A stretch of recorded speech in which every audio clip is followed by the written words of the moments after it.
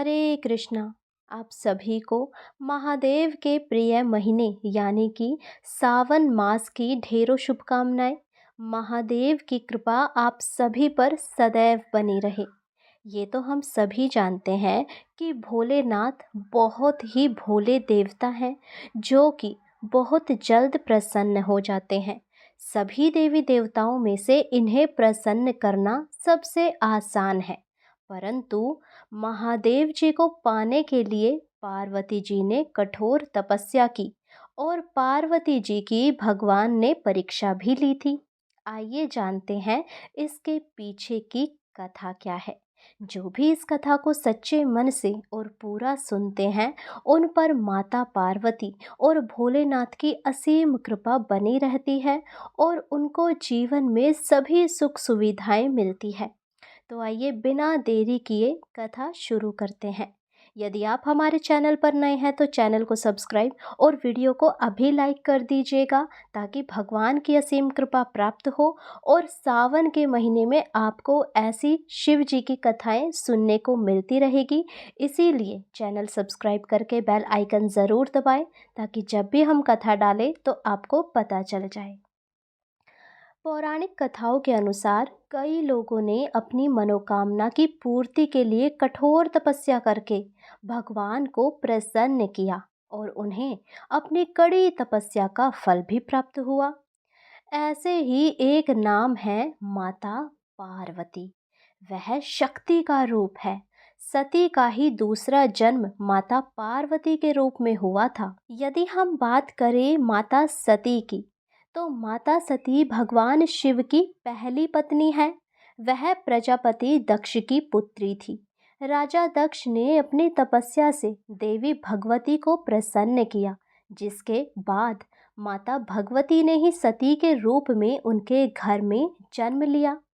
देवी भगवती का रूप होने के कारण सती दक्ष की सभी पुत्रियों में से सबसे अलौकिक थी।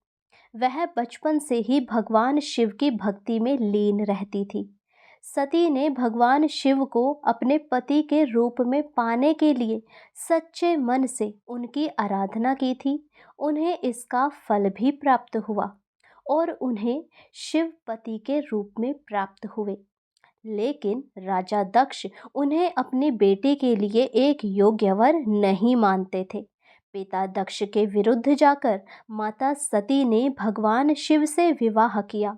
घृणा के कारण दक्ष ने यज्ञ में भगवान शिव और माता सती को आमंत्रित ही नहीं किया और साथ ही भगवान शिव का अपमान भी किया, जिस कारण माता सती ने यज्ञ में जाकर अपने प्राणों की आहुति दे दी। माता सती ने अपना शरीर त्याग दिया और संकल्प किया था कि मैं राजा हिमालय के यहाँ जन्म लेकर शंकर जी की अर्धांगिनी बनूं। दूसरी ओर माता सती के प्राणों की आहुति देने के बाद भगवान शिव सदैव उन्हें स्मरण करते रहे। इसके बाद माता सती ने पर्वतराज हिमालय की पत्नी मेनका के गर्भ में जन्म ले लिया। पर्वतराज की पुत्री होने के कारण वे पार्वती कहलाई। पार्वती भगवान शिव को पति के रूप में प्राप्त करने के लिए वन में तपस्या करने चली गईं। अनेक वर्षों तक कठोर उपवास और घोर तपस्या के बाद भगवान शिव ने उनसे विवाह करना स्वीकार किया। तपस्या के दौरान भगवान शंकर ने पार्वती जी की परीक्षा लेनी चाहिए। उन्होंने परीक्षा लेने के लिए सप्तऋषियों को पार्वती जी के पास भेजा। उन्होंने पार्वती के पास जाकर उन्हें ये समझाने का प्रयास किया कि शिव जी ओघड़, अमंगल, वेशधारी और जटाधारी है और वे तुम्हारे लिए उपयुक्त वर नहीं हैं। उनके साथ विवाह करके तुम कभी सुखी नहीं रह सकती। साथ ही माता पार्वती से ध्यान छोड़ने के लिए कहा। लेकिन पार्वती जी अपने विचारों पर दृढ़ रही। उनकी दृढ़ता को देखकर सप्तऋषि अत्यंत प्रसन्न हुए और उन्हें सफल मनोरथ होने का आशीर्वाद देकर शिवजी के पास लौट आए। महादेव जी पार्वती जी की इस दृढ़ निश्चय और तपस्या से बेहद प्रसन्न हुए। परंतु फिर भी उन्होंने एक बार खुद माता पार्वती की परीक्षा लेनी चाहिए। फिर क्या था, भोलेनाथ पहुंच गए उसी स्थान पर जहां माता पार्वती अपनी तपस्या में लीन थी। पास में ही एक सरोवर था।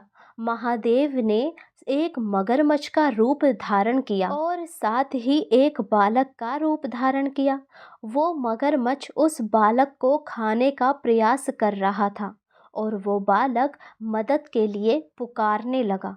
जब माता ने उसकी पुकार सुनी तो माता उस बालक के समीप गई और मगरमच्छ से बालक को छोड़ने की प्रार्थना करने लगी। परंतु मगरमच्छ ने कहा कि ये मेरा भोजन है और मैं इसे नहीं छोड़ सकता, ऐसे तो मैं भूखा रह जाऊंगा। माता पार्वती ने कई बार आग्रह किया। तब मगरमच्छ ने कहा कि मैं इसे केवल एक ही शर्त पर छोड़ सकता हूँ। यदि आप मुझे अपनी सारी तपस्या का फल दे दें तो मैं इस बालक को छोड़ दूंगा। माता पार्वती ने उस बालक के जीवन के आगे अपनी तपस्या कुछ भी नहीं समझी। बिना सोचे समझे माता पार्वती ने बोल दिया कि ठीक है, अगर आपको मेरी तपस्या का फल चाहिए तो मैं आपको वो भी देने के लिए तैयार हूँ, किंतु आप इस बालक के प्राणों को छोड़ दीजिए। मेरा क्या है, मैं तो फिर से तपस्या कर महादेव जी को प्रसन्न कर लूंगी। इतना सुनकर मगरमच्छ ने फिर से माता पार्वती से कहा, सोच लीजिए देवी, आपकी कई सालों की तपस्या केवल इस बालक के जीवन बचाने से चली जाएगी। परंतु माता पार्वती ने कहा, कोई बात नहीं, आप इस बालक को छोड़ दीजिए। तब महादेव जी अपने असली रूप में आते हैं और वो बालक अदृश्य हो जाता है।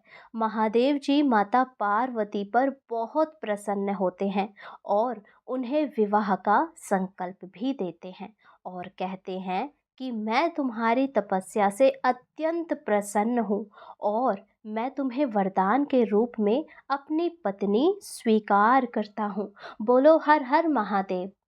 ऐसे भोलेनाथ ने माता पार्वती की परीक्षा ली और माता पार्वती पग पग में अपनी परीक्षा में उत्तीर्ण होती रही।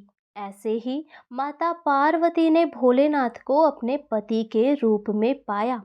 परंतु आज के समय में भोलेनाथ को प्रसन्न करने के लिए इतनी घोर तपस्या की आवश्यकता नहीं। यदि आपकी कोई भी इच्छा, कोई भी मनोकामना है तो महादेव माता पार्वती को याद करके, आंखें बंद करके आप इस कथा को भी सच्चे मन से सुन लें और महादेव जी पर रोज़ एक लोटा जल चढ़ाएं, तो इससे भी महादेव अत्यंत प्रसन्न होकर आपकी मनोवांछित इच्छा पूरी करेंगे। यदि आपको ये कथा अच्छी लगी हो तो महादेव जी के लिए एक लाइक तो बनता है। लाइक अवश्य करें, सब्सक्राइब करें और कमेंट बॉक्स में माता पार्वती महादेव की जय अवश्य लिखें। सावन के महीने में हम ऐसी अद्भुत कथाएं लेकर आते रहेंगे, इसीलिए बेल आइकन ज़रूर प्रेस करें ताकि आपको ये कथाएं सुनने का अवसर प्राप्त होता रहे।